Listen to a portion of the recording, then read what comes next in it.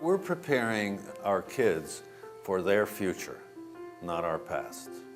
Their future that requires different ways of teaching and learning, different ways of communicating, using technology, using the creative, and innovative aspects of who they are. We need to provide that kind of an educational environment where teaching and learning is just that.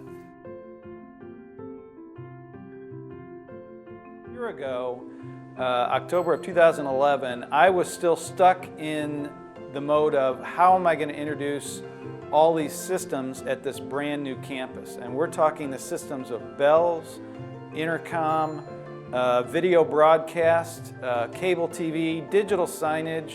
All that stuff needed to be either tied together somehow, or I was going to have to introduce brand new systems for each one of those and learn each one separately. I walked onto the campus of Center College in October of 2011 to visit my son, saw on a desk the AMX symbol and liked what was in that classroom, got on the website and found the website for SchoolView system and AMX together, tied together. And it was from there that I saw a system that not only tied all that together, but did it simply all over IP and in a way that looked like it would address not only our solutions, but introduce new systems to the classroom so that we could engage the students in a way they had never been engaged before, and as an administrator be able to control all that just sitting here at my desktop basically anywhere I want to. So it looked like a great marriage between Westminster and SchoolView AMX.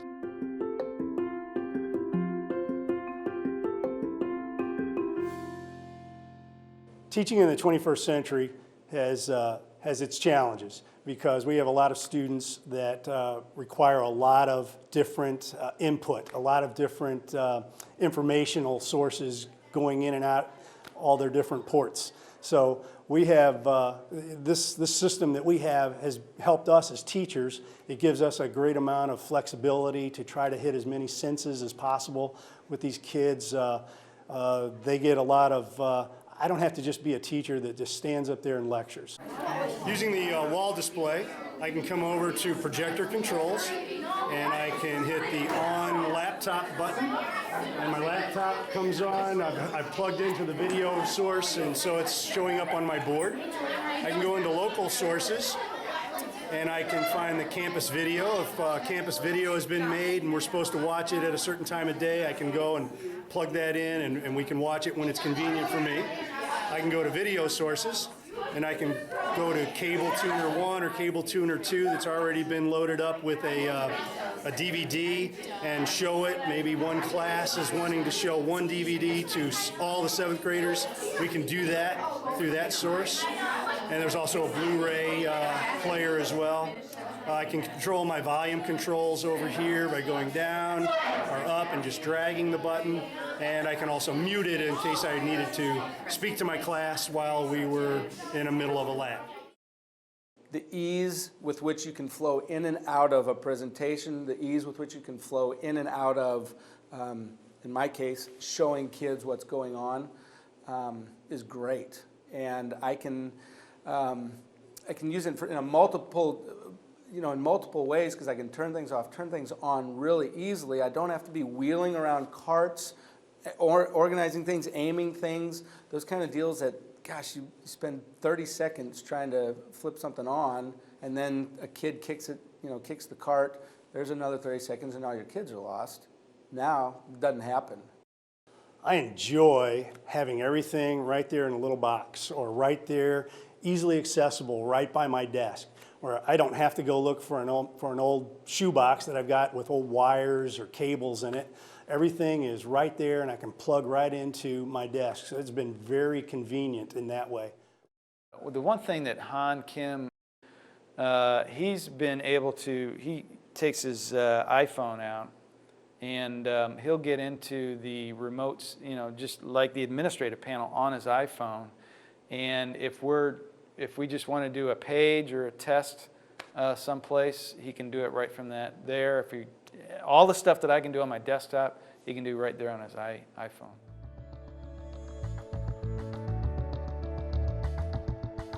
Yes, and, unfortunately in our culture, safety is a huge issue. I mean, it's the most primary, fundamental responsibility that we have, the safety and well-being of our kids.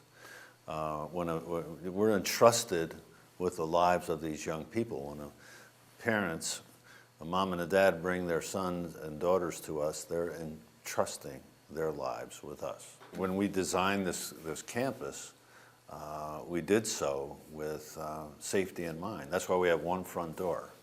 And after school starts in the morning, all the other doors are locked. The only way you can get into this building is through the front door. And we have a receptionist right there, and we have cameras right there. Not only a security system, but a communication system, so that if there was, a threat on campus, that we can communicate quickly, go into a lockdown situation very quickly using the technology, systems that we have to help us to do that. And certainly, though, that's an issue of accountability. We need to be able to, demonstrate to our parents that these are the systems that we have to help us ensure that your son or daughter will be safe.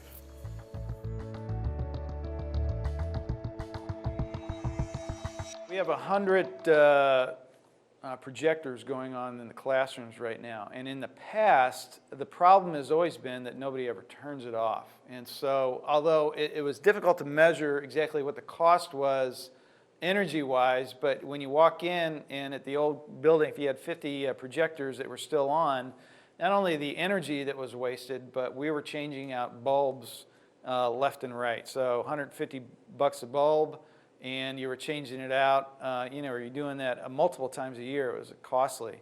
Here what happens is that I can see on a screen what the bulb life is. We have it set so that all projectors turn off at 7 p.m. Again, from a master control.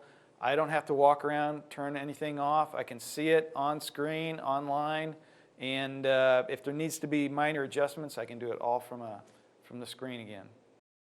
We've noticed a decrease in the actual IT needs in the classroom, and 80% of them can be addressed with me sitting at the desktop on my computer in my office and just doing a few keystrokes, getting into the administrative part of AMX, and accomplishing what I need to accomplish.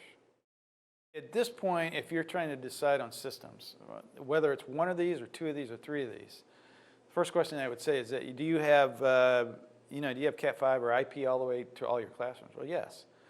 This system, you don't have to recable. I mean, it's right there for you. All you got to do is introduce this system in the master side of it, and then in the classroom as a 2x2 box.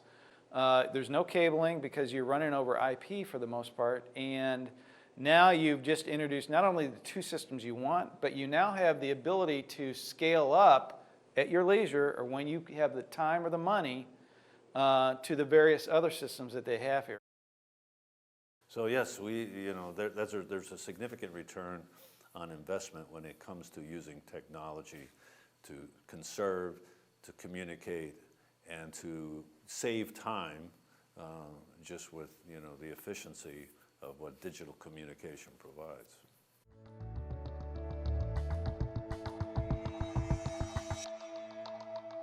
As far as the Bell system is concerned, it was an absolute blessing because I can get 98% of the work done way ahead of time, and it's out of the way. It's done. And cost-wise, I'm down to almost nothing because I'm doing all the changes myself. The great thing that AMX does on the Bell system is they will take your map of your campus, zone it out for you, put it on the screen so that when I get in there, if I'm doing a Bell system for classrooms, instead of doing command line stuff where I'm just entering names and numbers and command line, it's all GUI based so that I could actually click. If I want the bells in these 5 classrooms, I just click it with my mouse, turns green, and those bells are assigned to that classroom, and I just pick the sound that I want for that bell, again, on the touch screen, and it's done. I think I had a schedule that had 35 bell events for a day, middle school, upper school, lunches. It took me, maybe 15, 20 minutes at the most to put that entire schedule online, apply it to the days that it needed to be done, and I'm done for the year.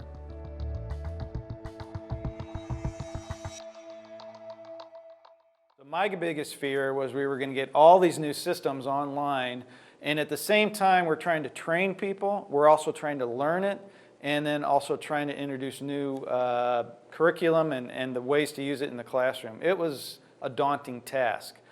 The great thing about this system is that you're learning one administrative function basically, and as you learn one, you basically have learned how to control all those various systems that I mentioned. The digital signage, the bells, all that is tied into one basically learning package. So the fact that we were on such a short deadline timeline, it was amazing that when the doors opened in August, the fact that we could learn in about 3 days what we needed to learn to get everything running, amazing. Construction people let us in August 1. We had to have the doors open for school to start 20 days later, 25 days later. And we had, nobody was able to touch the systems until then because of the construction. Again, the fear was I'm training, I'm learning, and trying to run it at the same time. Well, by the time August 25th, doors opened, teachers were so comfortable going into the classroom because the basics are so simple. It's a touchpad, it's a couple of touches on the key to get things working, it's plug my laptop in, and for the most part, 90% of what they're going to do in a classroom is ready to go. The beauty of this is that you now have scalability. You can add features like DVR, which we don't have, but we could add it, clocks, which we don't have, but we could add it. The HVAC system is going to be something we introduce. So scalability is beautiful as far as the IT director is concerned.